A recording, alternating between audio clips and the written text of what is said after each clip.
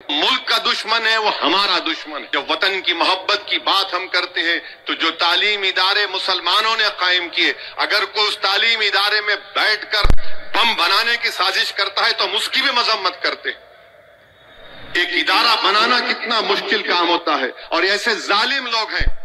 14 लोग मारे गए, मुसलमान भी मारे गए, हिंदू भी मारे गए।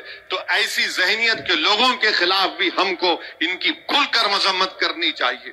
ये जो मुल्क का दुश्मन है वो हमारा दुश्मन है। తీవ్రవాదులకు వ్యతిరేకంగా ముస్లింలు పోరాడాలి.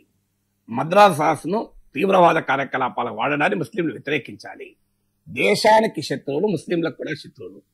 ముస్లింలు హిందుస్థాన్ రక్షణ కొరకు నిలబడాలి అని కదా. అందువల్ల డెఫినెట్ గా ఒక మంచి సందేశము. అంటే తీవ్రవాదులకు వ్యతిరేకంగా ముస్లింలే నిలబడాలా అనే క్వశ్చన్ వస్తుంది. డెఫినెట్ గా అన్ని మతాల వాళ్ళు నిలబడాలి. ముస్లిం సమాజం కూడా ముందుండాలి. ఈ మతపరమైన తీవ్రవాదము, మతపరమైన ఇవాళ ప్రపంచానికి ఇస్లామిక్ ఫండమెంటలిజం, ఇస్లామిక్ టెర్రరిజం ఒక పెద్ద శత్రువుగా ముందుకు వచ్చింది. ఒక భారతదేశంలోనే కాదు, మీకు ప్రపంచమంతటా కూడా ఇస్లామిక్ టెర్రరిజం ఎందుకు సవాల్గా మారాలి. ప్రపంచంలో అనేక మతాలు ఉన్నాయి. ఏ మతంలో కూడా ఈ తీవ్రవాద భావజాలము ప్రపంచానికే ఒక ప్రమాదకరంగా మారలేదు కదా. అందువల్ల ఇది ప్రమాదం ఎందుకు అంటే సాధారణ ముస్లింలను కూడా ఇది ఇబ్బంది పెడుతోంది. ప్రతి సాధారణ ముస్లింను కూడా అనుమానంతో చూసే దశకు ఇది తీసుకొస్తుంది. ఇవాళ మనం చూస్తున్నాం కదా, ఒక ముస్లింకి ఇల్లు రెంట్కి ఇవ్వాలంటే అనుమానం, హెసిటేట్ చేస్తారు. కొన్ని కమ్యూనిటీస్లో అయితే ముస్లింలకు అమ్మాలంటే కూడా అపార్ట్మెంట్ వ్యతిరేకిస్తారు. సాధారణ ముస్లిం ఏం చేశాడు?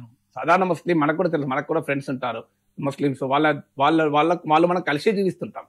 వాళ్ళేమీ మనకేం ప్రమాదంగా ఉండదు. కానీ ఎక్కడ సమస్య ఇస్లామిక్ తీవ్రవాదాన్ని చూశాక మీకు ఒక సాధారణ ముస్లింలకు కూడా ఇది ఇబ్బందిగా మారింది.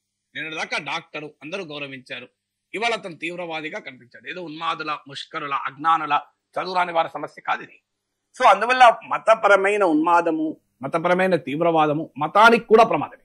అది ఇస్లాం అనే కాదు, ఏ మతంలోనైనా తీవ్రవాద భావజాలము పెరిగితే, ఏ మతమైన విద్వేష పునాదుల పైన, ఛందసవాద పునాదుల పైన నిలబెట్టాలని చూస్తే అల్టిమేట్ గా అది మత వినాశానికే దారితీస్తుంది. నిజంగా ఒక మతాన్ని ప్రేమించేవారు చేయాల్సిన పని ఏంటంటే ఆ తమ మతంలో విద్వేషాన్ని లేకుండా, ఉన్మాదం లేకుండా, ఛందసవాదం లేకుండా, తీవ్రవాద ఎక్స్ట్రీమిస్ట్ భావజాలం రాకుండా జాగ్రత్త పడాలి. వయసు ఇచ్చిన పిలుపు నిజంగా మంచిది.